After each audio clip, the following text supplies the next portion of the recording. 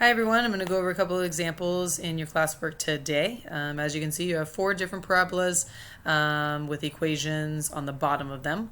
You're going to find the x-intercepts, the y-intercepts, and then we'll go on to a couple different pages. So right here you have a parabola. Right here you have an equation in standard form right here, and you have an equation that is factored, which is in factored form right here. So you can do a couple things to find the x-intercepts. You can look at the graph right here. The x-intercepts, it looks like it's at -3, 0. And then you also have one right here at 2, 0. You also could use the zero product property in factored form, which will give you the same ones.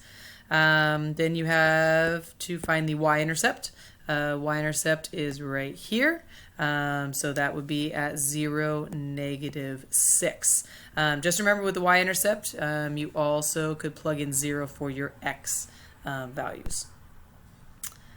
All right, so number 4, what are the y-intercepts? Kind of what we did down, or up here, I'm sorry.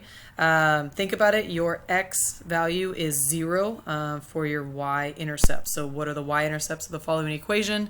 I'm going to plug in 0 for x. So 0 squared minus 3 times 0 plus 1.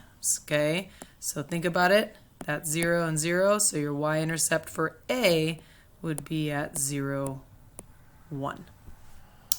And then your x-intercepts, hopefully remember this. This is using the zero product property. So remember zero product property, I'm going to plug, I'm going to plug in 0 for my y value and then set those equal to 0.